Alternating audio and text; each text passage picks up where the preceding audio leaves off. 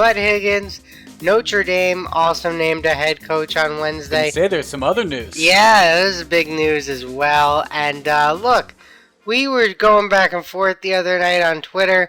You thought they were gonna. I mean, I don't want to get into it, but you thought they were gonna pick some big name coach. Even though you gave me three coaches who were just fired as your three, and then I thought they were probably gonna go with some fresh blood. I picked a guy from the NFL. But they did go with some fresh blood. Their defensive coordinator gets promoted prior to coming to Notre Dame. Freeman was the defensive coordinator at Cincinnati, Higgins. So, pretty good jump for him to go defensive coordinator, from Cincinnati to DC at Notre Dame to head coach at Notre Dame. Just 1 year as DC at Notre Dame before being the head coach, and apparently a key piece of it was that they're keeping Reese as the offensive coordinator. Reese was apparently scouted pretty heavily to go with Kelly to LSU, but he's going to stay back at Notre Dame, and so it's going to be Freeman and Reese still working together. That sounds very advantageous for a Notre Dame team that is going to be potentially trying to fight for a college football playoff year in, year out.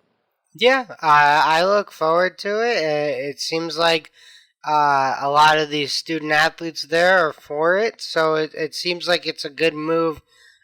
Keep the players there because we're about to see a mass exodus from OU. I think it's already kind of started. We've been talking about the coach carousel that's been going on, Brett. We've been talking about the open spots. Oklahoma opening up, that's a new spot for everyone now. I mean, it's very interesting, the shuffling we're going to see in college football here. And I think we're going to see a lot of it start to happen after this week's games when we have this next little period before the bowl games. Yep. Well, you're on some games, Higgins, so why don't you give out your pick?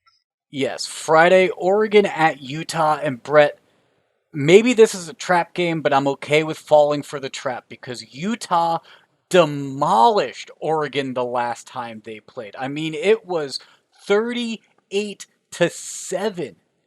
That's going to happen again. This line at -2.5. Sure, maybe Oregon plays a little bit better, but Utah is the better team. They demolished the Ducks the first time. They're going to win again, and Oregon's not going to have a fighting argument to try to get into the college football playoffs. They lost 2 times, and I'm sorry, the Pac-12's just going to be playing in some bowl games that are not college football playoff worthy.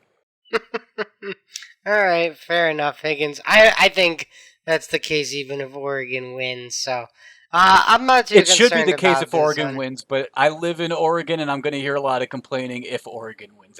They're not going to, though. Utah's going to win. All right, fair enough. I'll be honest, Higgins. I'd probably be on the other side on this one, but this game just doesn't do it for me. I got bigger fish to fry this weekend than Oregon, Utah. Well, I'll tell you, since this is a Friday night game, I had to pick it. And you know what? I might go out covert ops in Oregon, find myself a sports bar, and just enjoy the misery I'm hoping to see. Or maybe just silently hop in the celebrations and not tell anyone I bet on Utah.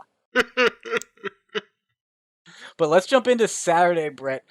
This SEC game is going to be fantastic, and it's got a lot of college football playoff implications, unlike that Pac-12 game that I just mentioned. Georgia versus Alabama. Alabama's the underdog. They have to win in order to be able to go to the college football playoffs, and let's just be honest. This is exactly the tale of how it happens. Alabama wins. They've done this before. Against Georgia, they've had to do this before. And Alabama, I'm picking them on the money line, plus 198. I understand Georgia is the better team. They might get the win the second time around in the college football playoffs if these guys have to face off again. But Alabama's going to win this one. It's how I see the script going. Fair enough, Higgins. I could very well see Bama winning this one as well. If I were to bet it, I'd probably be on the Bama with the points, but you're more aggressive than me, so it makes sense you're going on the money line here. And then lastly, Brett, the Big Ten game between Michigan and Iowa. I mean, Michigan just made a lot of noise. Jim Harbaugh getting his first ever win over the Ohio State Buckeyes. Absolutely fantastic. The fans rushed the field. It was beautiful, all of that. And then they still have to play again this week, though.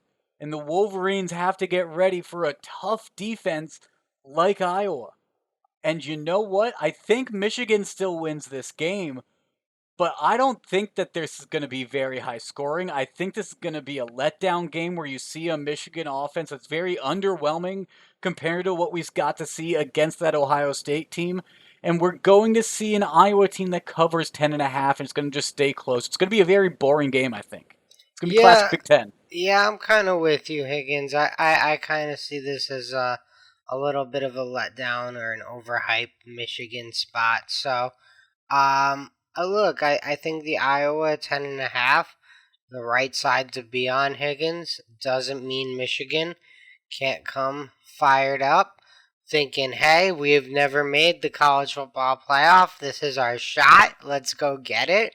So look, I think there's two sides to every coin, but I'm reading the game plan, the game script, whatever you want to call it, same way as you. I do not anticipate this game being the most exciting offensive game here.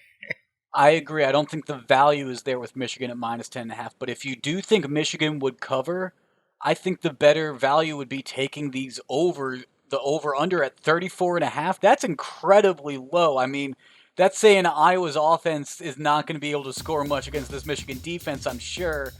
But I don't know. 34.5, that's pretty low. If you think Michigan can cover that 10.5, I think you should be pretty confident that over is going to hit. Yeah, two definitely pretty good defensive teams in this one, Higgins.